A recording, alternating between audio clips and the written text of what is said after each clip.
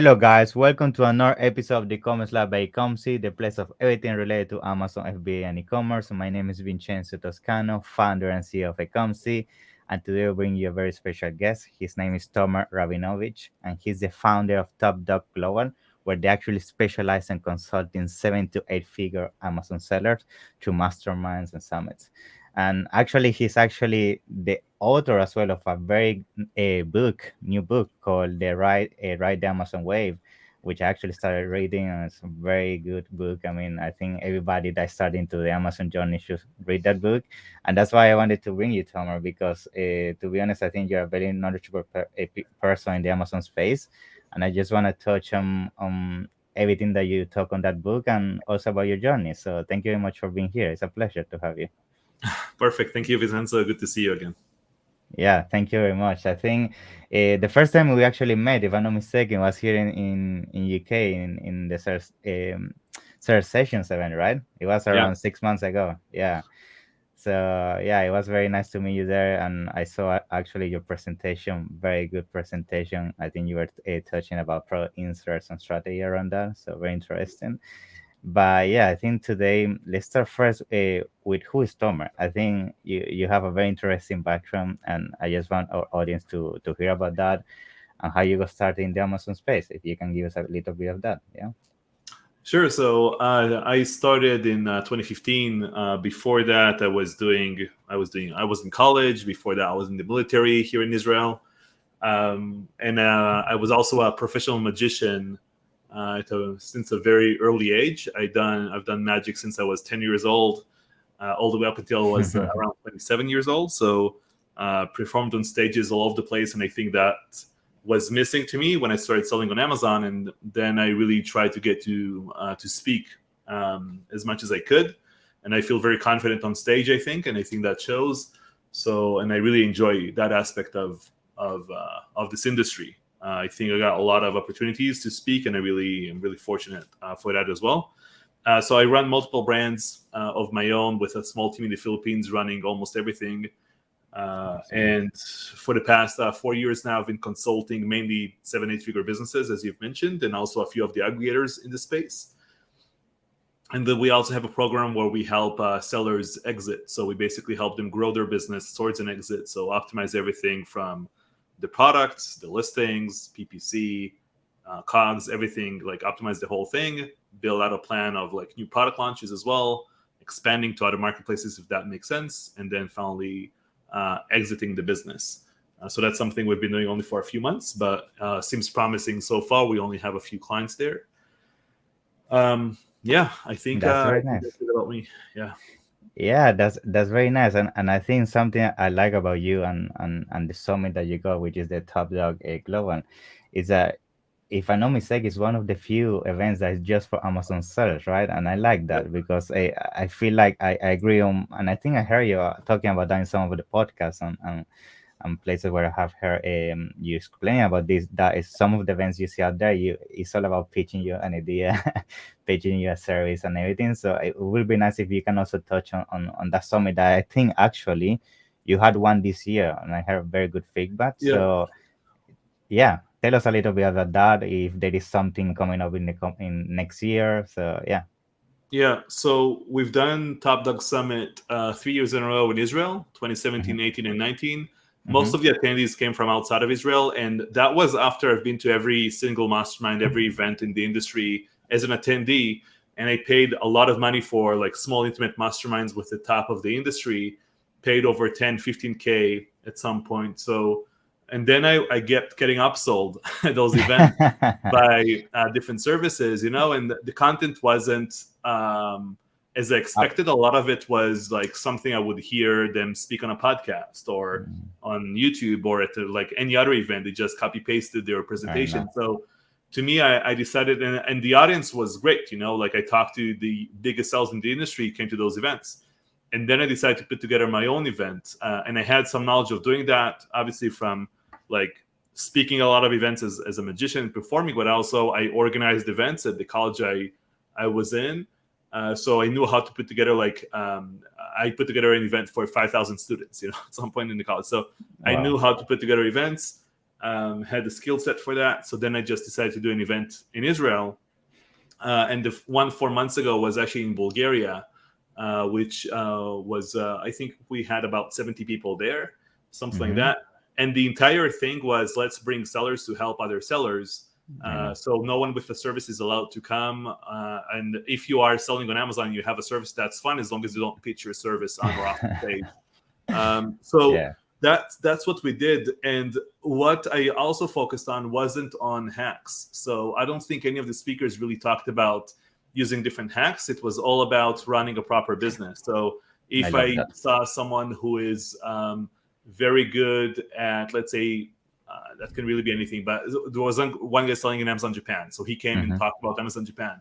There were two guys who are really good at launching. They were launching products very aggressively with a very unique system that was within TOS, but then they came in and talked about that. There was one guy who exited multiple times, so he came in and talked about that. So I think that's what I tried to do. And I think the sellers there felt very comfortable just talking and networking with everyone. And the other thing we did, it's like a 3-day event, and the entire morning until noon is lectures. And then after lunchtime, everyone is tired and exhausted to hear more lectures. So what we do at that point is we do more table discussions. So imagine like I'm giving every table a product, and they need to plan out the product launch. Wow. Or at the last event, we actually brought aggregators I consulted for. We brought Branded and Elevate, that I have equity in both of those aggregators. And what we did there is they brought physical products of theirs. So we gave a physical product to each table, and then we kind of butchered their products, which was a lot of fun. Not really butchered, but we just gave a lot of pointers on what they can do better and different, and also in their listings, but also in the functionality of the product, packaging, inserts, basically everything about it. And I think that was a very cool exercise as well. So I just created the event I wanted to go to. And honestly, like, we are not making a lot of profit on the event. Like, to me, it's not about everything is a long-term game. Also, the book is a long-term game for me. My profit comes from obviously my own brands, but also from the exits I mentioned, and also from working with aggregators. Like, that's where the money comes from. It's not coming from doing consultancy for sellers or the mastermind or the summit. Like, the money comes from what happens after that.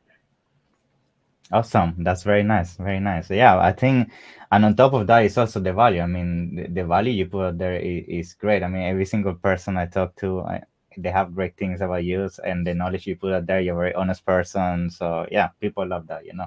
I give them all gift cards to say good things. Yeah. Awesome. So now, I mean, let's talk about the book. Now you even became an author, right? So this is like the next level, right? So you have now your own book, which is the Amazon Wave, and everybody's talking about it. Top people in the space is talking about it. So yeah, let's start about how you wake up one day and you say, I want to make a book. Like, what makes you do that, you know?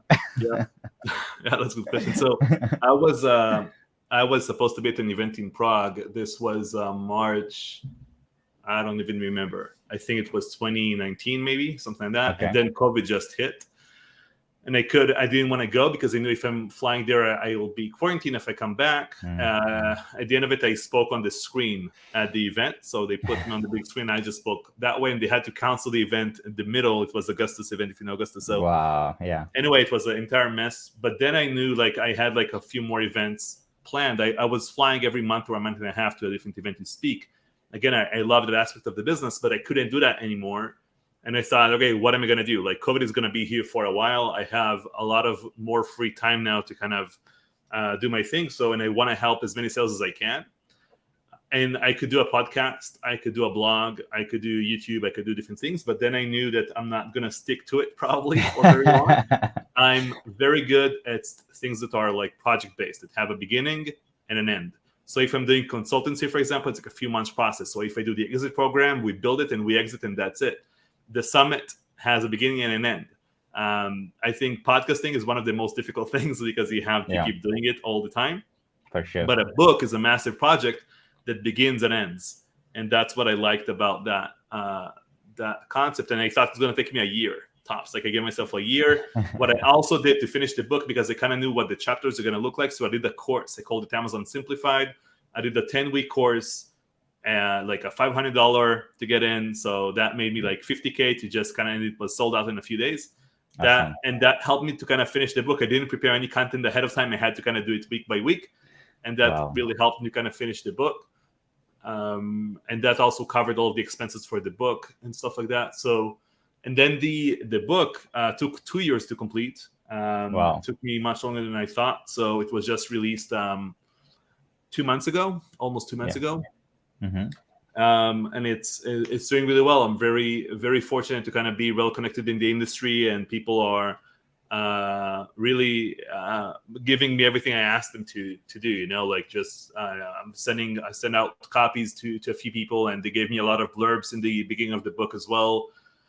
And it's like it's not like a PDF file that I worked on in like 2 days, and it's like 10 pages. It's a 300 pages book. It's like a legitimate book, and I know, like, as Amazon sellers are constantly reading and learning stuff on business, like general business books or personal development. And this is like the one book that I think, like, if I was starting out, this is what I would want. But also, there are a lot of examples that it's not like if you're starting out. Again, my target audience is 7-8 figure sellers, and a lot of them have read the book and loved it. Even if they exited a brand, they want to do it bigger and better the second time, third time around. That, like, this is the book for them as well.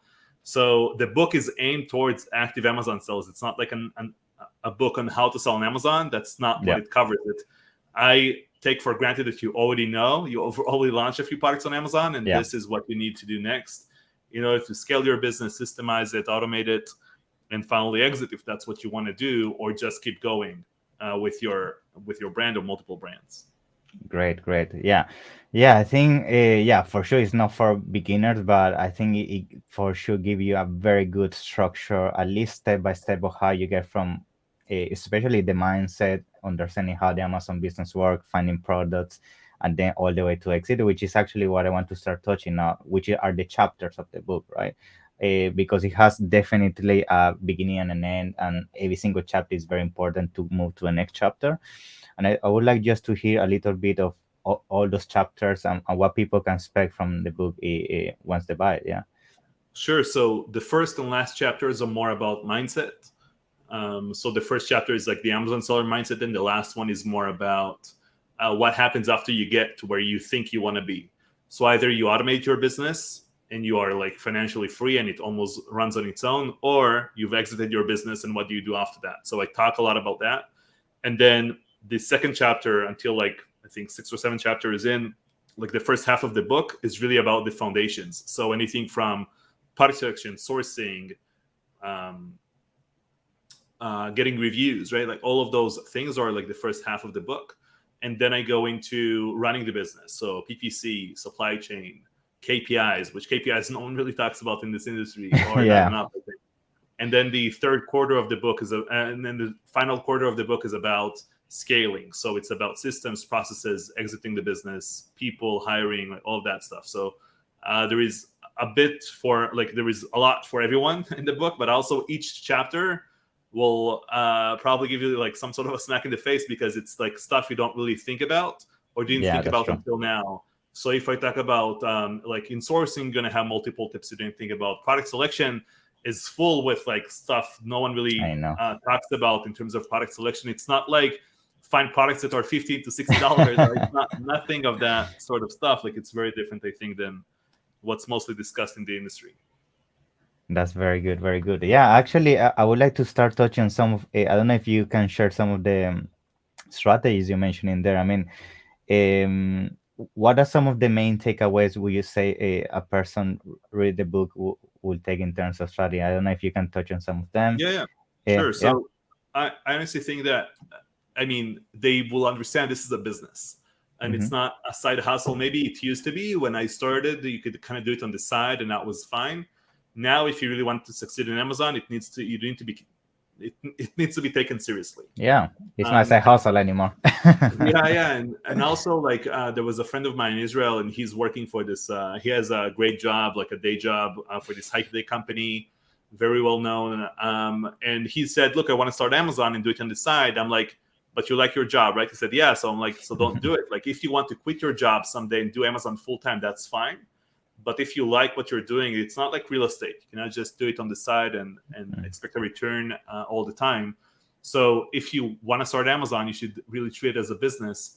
And then I talk about like a team structure and hiring and all of the different things that you need in this business to let it run on its own at some point. Because if you want to be able to take like a week off or 2 weeks off of your business, you need to think what needs to happen in order to do that, to be without your laptop for 2 weeks. And to Amazon sellers, that sounds like a crazy thought. nightmare.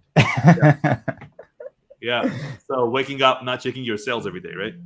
So to me, like that's and that should be the goal, right? It doesn't matter if you want to exit or not, but that should be the end goal. And even if you do exit, what happens the day after? So one thing, for example, that I found out the hard way was when to start hiring people, for example. So a lot of sellers think, okay, I'm going to start hiring when I'm at 50K a month, or when I'm at 100K a month, I'm going to start hiring people.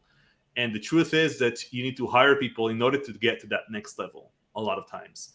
And the way most sellers think, and again, I did all those mistakes, it's all in the book, but they think, okay, I'm going to hire customer service first for 2 hours a day because that's all I need. I cannot give them anything else. There is not that much work to do. I have only a few products. It doesn't take too much of my time to do it. So why do I need to hire someone? So the thing is that you cannot really do in this business, you cannot, or any business, you cannot manage micro level and then macro level at the same time. You cannot do the day-to-day stuff and the big stuff at the same time. You cannot answer a customer at 1 second, and then the other second you need to think, okay, what products am I going to launch next? It doesn't really work that way. And if you got a 1-star review right now, that kind of pisses you off for the entire day, maybe. So you don't even want to see it. So the way to kind of think about it is if you treat your business as a startup, right? Instead of thinking this is a corporate business or something, or I should run it as any other CEO that I saw in movies or other companies I work for, you should treat it as a startup. And what I mean by that is you don't hire the people, you don't build all the systems and SOPs and all of that, and only then start hiring people. You actually hire people to help you build that with you. So you don't need any SOPs, you don't need any systems, you don't need anything when you start hiring people. And then the second thing is you should hire people as soon as you can afford hiring people. And that can be very cheap or as expensive as you want. But also like the core people that you hire, the first 1, 2, 3 people are going to be your core people in your business. If you think about any startup company, they always start with a few people already. You are usually one or maybe a couple of people starting this business. So your first few hires are critical to the success. And what I would urge you to do is look for someone who is management material in your first and second hire, because they can you can coach them on almost every aspect of the business. And then they could hire people underneath them once they have like too much stuff to do. So if you start with customer support, you can give the same person product research, and same person talk to graphic designers, copywriters, and same person to do photography with photographers, and like all of the creative work in the business. Once it becomes too much, you promote them to a manager and they help you hire the person underneath them. And that way you build like the management level in your company. Unlike what I did early on was I just basically hired people. Like I hired customer support, PPC, supply chain, like random people, and then they all reported to me, and I was the bottleneck of my business, and that was even more difficult than doing it all on my own. So yeah, that's an amazing tip. Yeah, I think I see that mistake on a daily basis. I mean, so many people work in their business and not on their business. And when you try to do all these things by yourself, I mean, your imaginary side of your brain just shut off. So you don't know anymore how to scale your business. You're not thinking on new products, new strategy. You're just trying to put off fires every single day.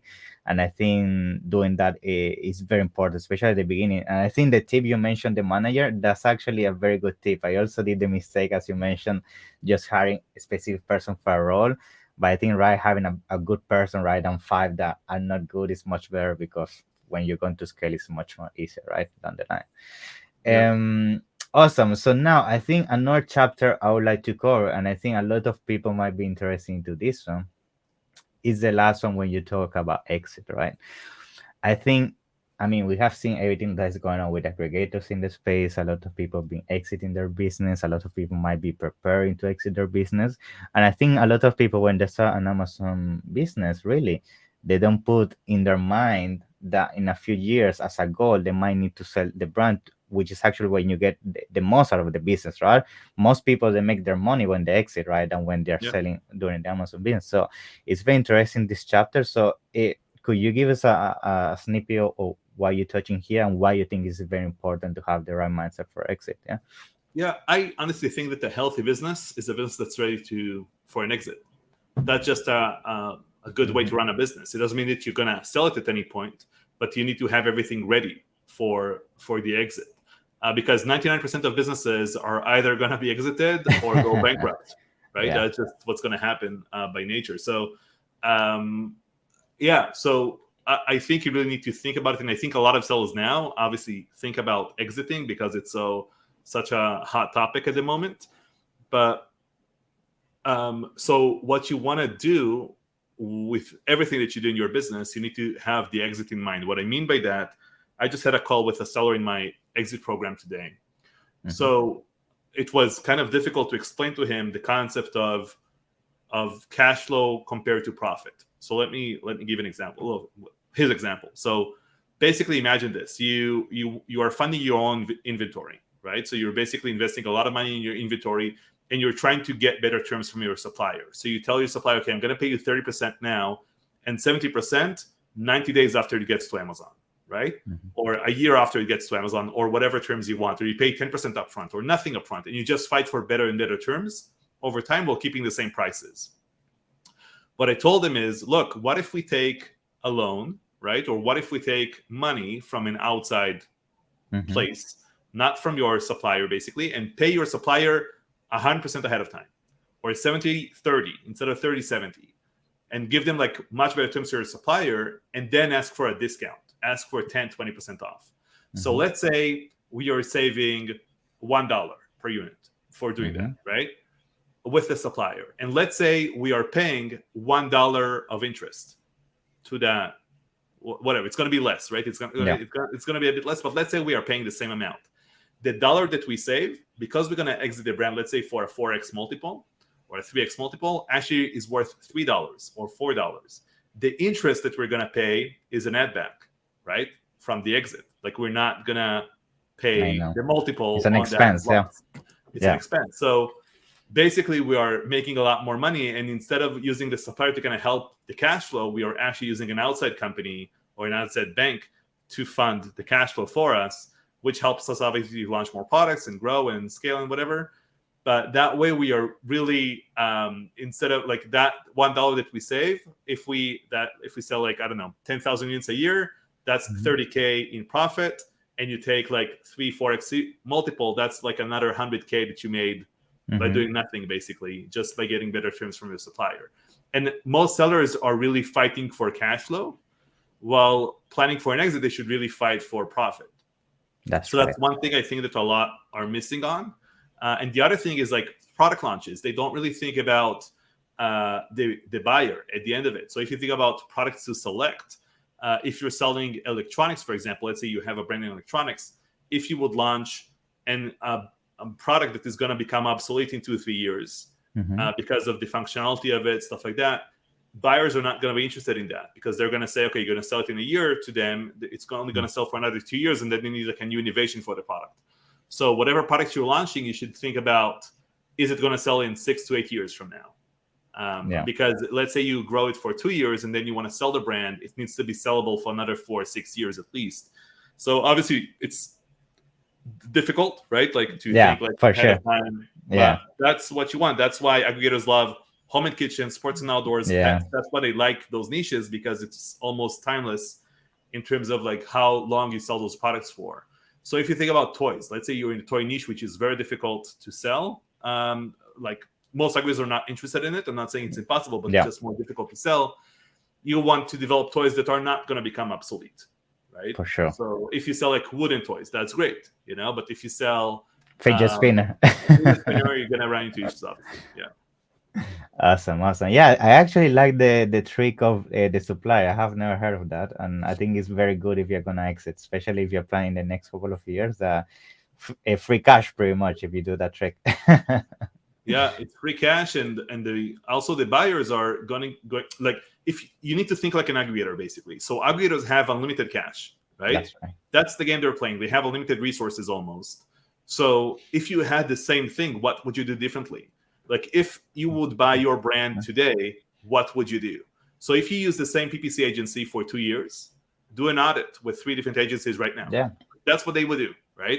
Or if you're using the same freight forwarder with no questions asked every time, take 3 more quotes right now, because that's what they're going to do.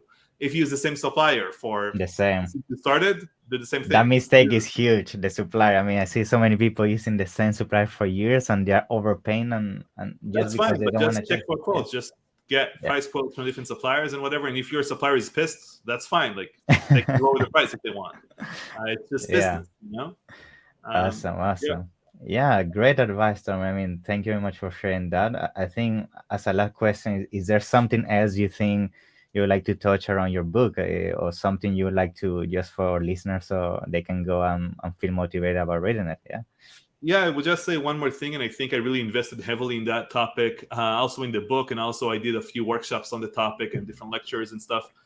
And you mentioned the inserts that I did in Soul Session. So it's around getting reviews. I think we all know and understand the importance of 5-star reviews on Amazon, but we are not doing a lot to generate more 5-star reviews legitimately from real customers. And what I mean by that is you're just thinking, if I have a good product and I have a good listing, whatever, then I'll get reviews. But that's not the case. Like, think about how many products you bought yourself and how many reviews you're left in your lifetime. Probably not Never. that many. So to do that, to get those reviews, you really need to kind of, and I call this like 6-star experience. You need to aim for a 6-star experience to land at 5 stars. And I cover that in the book. But if you think about packaging and inserts and the product itself and gifting inside of the product, and what can you do to add humor and playfulness to your brand, and basically add more value to the customer without getting anything in return or expecting anything in return, that's really what you want to do. When you think about reviews, because you want to, we all know that that's the game. If you can get more 5-star reviews consistently, for every 100 units sold, like your review percentage grows, it really affects your ranking. So if I'm selling 100 units a day and you're selling 100 units a day, but I'm getting double the review rate than you, 5-star reviews, I win. Like, Amazon is going to reward me in higher ranking. Doesn't matter what you do. So that's why, like, the biggest sellers that I know are very strong at getting 5-star reviews, sometimes legitimately, sometimes not legitimately. But even if you have 10,000 reviews, it's not like you don't want reviews anymore. You need to keep getting reviews to maintain high ranking. So I think that's one aspect that is ignored by a lot of different sellers. And I researched a lot of industries, and a lot of, like, in my services, I try to do the same thing. In my products, I try to do the same thing. And it's not easy. You know, it's not easy. Sometimes customers are not happy, whatever, both in, like, consulting them and also in selling products to them. But I'm just trying the best I can, and just, like, over delivering on everything, if possible. That's the way. So, to get the book, if you go to Amazon and just type in "Ride the Amazon Wave," no need for super URLs or anything like that. No specific keywords, are you sure? No specific keywords. You can type my name or "Ride the Amazon Wave." And if you want to check what we do and how we help sellers scale, is just go to jointopdog.com.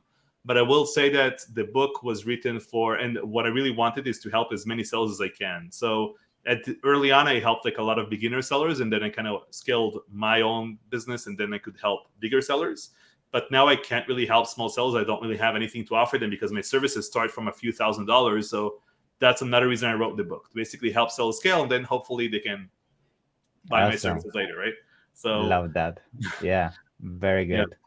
But yeah, Tom, I mean, thank you very much for coming here. I'm pretty sure we're gonna do future episodes going more in depth with strategies and things like that. But in the meantime, I invite everybody to read your book, and looking forward to meet you soon. Yeah, thank you very much. So much. Thank you. Bye. Bye-bye. Take care.